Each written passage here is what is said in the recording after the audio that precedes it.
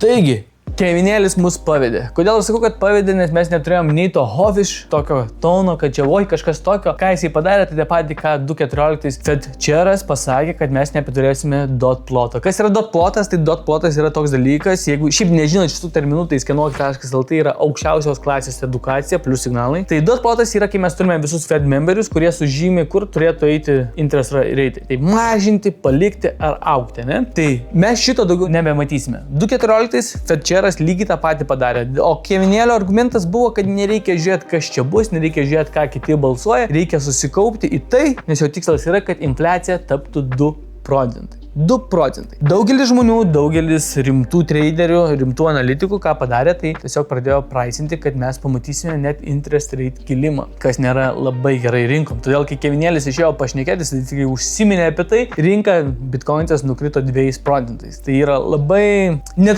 to, ko tikėjosi visi. Kodėl? Nes Donaldas Trumpas paskyrė šitą bachuriuką, kad jisai visą šitą dalyką darytų. Ir kai Donaldo Trumpo paklausė, ką jūs manote apie Kevino šitą pasisakymą, kad nebus dot ploto, visų šitų dalykų, Donaldas Trumpas pasakė, kad nieko negalima padaryti, reikia laukti ir tikėtis. Viskas. Bet kai Jerome Powellis padarydavo kažką panašaus, tarkim, nemažina palūkanų ar dar kažką, jisai pakeldavo didžiausią skandalą, kad jį reikia atleisti, kad jisai nieko yra vertas. Visas marketas dabar praisina, kad mes turėsime tik tai 22 procentus, kad šiais metais mes pamatysime palūkanų mažinimą. Tai yra ganėtinai mažas skaičius ir labai reikėtų stebėti, kur toliau rinka judės. Kodėl aš taip sakau, nes turėtų pasirašyti Iranas ir Amerika dealą penktadienį. O šiandieną, būtent 18 dieną, jie padėjo Smart ID parašą. Kaip mes turime Smart ID, ne, Dokobito parašą padėjo, elektroninį parašą pasirašė Iranas ir Amerika, kad jau čia kaip ir viskas yra, ir jie Šveicarijoje susitinka rytoj, tai yra penktadienį, sutarti ir pasirašyti pagrindinį dealą. Tai Iranas ten gaus 300 milijardų, žodžiu, Mano nuomonė, Iranas visiškai nugalėjo. Tai čia yra vienas svarbiausių dalykų. Ir ko galima tikėtis toliau, tai labai sunku pasakyti, nes tiesiog, kodėl aš nešinku apie supportus, resistance, kažkokius lygius, entrius, dar kažką, nes tai nėra aktualu. Reikia stebėti, kas vyksta čia ir dabar. O jeigu tu nori stebėti, kas čia ir dabar vyksta, tau reikia prisijungti prie mūsų nemokamos grupės Instagramas Kripto Lietuva. Kodėl?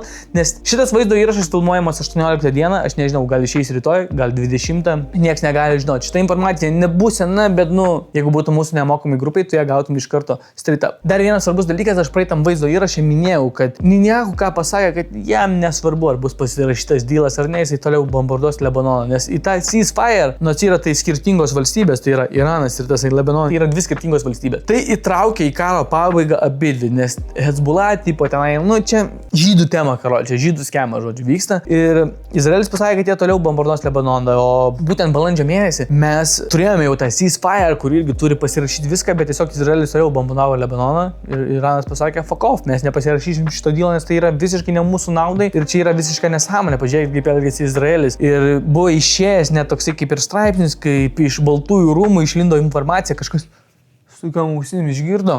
Su tokiom ausim ir su tokia nosim išgirdo, kad prezidentas Donaldas Trumpas šneka su Netanyahu ir jam tiesiog sako, kad be Amerikos tai čia nebūtų, ką tu darai, tu esi nesveikas, tai yra nenormalu, tai yra nelegalu ir taip ir taip. Ir tiesiog tai buvo kaip gandai ir po to prezidentas Donaldas Trumpas paklausė ir jisai atsakė, kad taip, tai buvo toks pokalbis, gal ne toks kaip žodis iš žodį, bet jisai buvo labai piktas ant jo. Ir dabar Netanyahu paskutiniu metu nori kuo greičiau susitikti su Trumpu, bet Trumpas kažkaip tą visą dalyką pušina ir sklinda gandai, nežinau, ar praeitam vaizdo įrašą sakiau ar ne, sklinda gandai, kad Netanyahu nori paviešinti, bet Izraelis nori paviešinti Epsteino failus, kur būtų ten ir Trumpas žiauriai įsivėlęs ir tai tiesiog jį priverstų atsistatybinti iš prezidentų ir būtų naujas prezidentas ir tada tą užverbuotų ir jisai prie senelės pridėtų ranką ir sakytų, aš myliu Izraelį. Tai yra baisiausi dalykai. Ne šiaip tipo dėl Izraelio, Amerikos, dėl mūsų investuotojų, kurie mes treidinam, nes tiesiog rinka kristų baisiai galimai žemyno, gal galimai kiltų aukštyn.